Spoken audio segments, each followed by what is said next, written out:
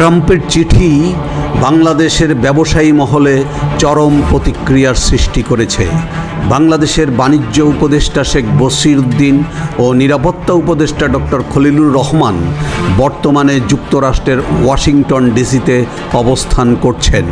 শেখ বশিরের নেতৃত্বাধীন এই দলটি যুক্তরাষ্ট্রের সঙ্গে বাণিজ্য আলোচনা করেছেন বলে কূটনৈতিক সূত্রে জানা গেছে, কিন্তু যুক্তরাষ্ট্র যে তাদের পাত্তা দিচ্ছে না সেটি বাণিজ্য চুক্তি সংক্রান্ত ট্রাম্পের চিঠিতেই স্পষ্ট। ট্রাম্প চিঠিটি তার নিজস্ব সামাজিক যোগাযোগ মাধ্যম ট্রুথ সোশ্যালে পোস্ট করেছেন।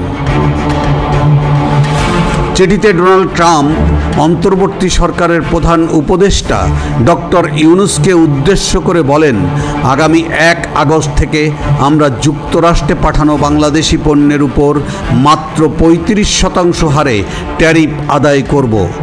উচ্চতর শুল্ক এড়ানোর জন্য আমদানি করা পণ্যগুলো সেই উচ্চতর শুল্কের সাপেক্ষে হবে। দয়া করে বুঝতে হবে, আপনার দেশের সঙ্গে আমাদের যে বাণিজ্য ঘাটতি বৈষম্য রয়েছে তা দূর করার জন্যে প্রয়োজনীয় 35% সংখ্যাটি তার চেয়ে অনেক কম। আপনি অবগত আছেন যে বাংলাদেশ বা আপনার দেশের মধ্যে থাকা কোম্পানিগুলো যদি মার্কিন যুক্তরাষ্ট্রের পণ্য তৈরি বা উৎপাদন করার সিদ্ধান্ত নেয় তবে কোনো শুল্ক থাকবে না এবং প্রকৃতপক্ষে আমরা দ্রুত, পেশাদার ও নিয়মিতভাবে অনুমোদন দেওয়ার জন্য যথাসাধ্য চেষ্টা করব, যা কিনা কয়েক সপ্তাহের মধ্যেও হতে পারে। চিঠিতে মার্কিন প্রেসিডেন্ট হুমকি দিয়ে আরও উল্লেখ করেন, যদি কোনো কারণে আপনি আপনার ট্যারিফ বাড়ানোর সিদ্ধান্ত নেন তবে আপনি যে সংখ্যাটি বাড়াতে চান না কেন, আমরা যে 35% নির্ধারণ করেছি সেটি তার সঙ্গে যুক্ত হবে। বাংলাদেশ অর্থাৎ আমদানিকৃত পণ্যের উপর পাল্টা শুল্ক আরোপ করলে যুক্তরাষ্ট্র 35%-এর সাথে বাংলাদেশ যে অতিরিক্ত শুল্ক আরোপ করবে সেটিও যুক্ত করবে। সেক্ষেত্রে 35 সংখ্যাটি আর নির্দিষ্ট থাকবে না। ট্রাম্পের চিঠির বিষয়ে প্রধান উপদেষ্টার প্রেস সচিব শফিকুল আলম বলেছেন, বাংলাদেশ দল মার্কিন পক্ষের সঙ্গে কয়েক দফা আলোচনা করেছেন। 9 জুলাই আরেক দফা আলোচনা হওয়ার কথা রয়েছে।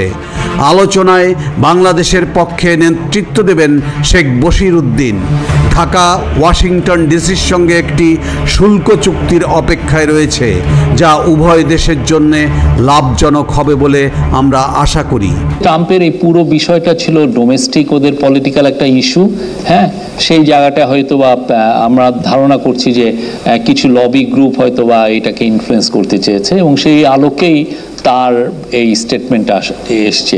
উনি বাংলাদেশকে কতটুক চিনেন, কতটা বাংলাদেশের পলিটিক্সের সাথে উনার জানাশোনা, সেই বিষয়ে আসলে আমরা এখনো অত ভালো জানি না। এর আগে বাংলাদেশি পণ্য যুক্তরাষ্ট্রে প্রবেশের ক্ষেত্রে 15% এবং ক্ষেত্র বিশেষে বিশেষ কোটা সুবিধা পেত, কিন্তু এপ্রিল মাস থেকে এই চিত্র বদলে গেছে।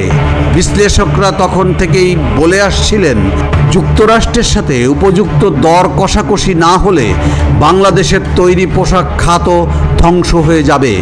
তৈরি পোশাক খাতে বাংলাদেশের প্রতিদ্বন্দ্বী ভিয়েতনাম অনেক আগেই যুক্তরাষ্ট্রের সঙ্গে চুক্তি করে ফেলেছে, কিন্তু বাংলাদেশ নির্ভর করেছিল একজন আন্তর্জাতিক খেলোয়াড়ের উপর, যার ভেলকিতে সব মুশকিল আসান হয়ে যাবে।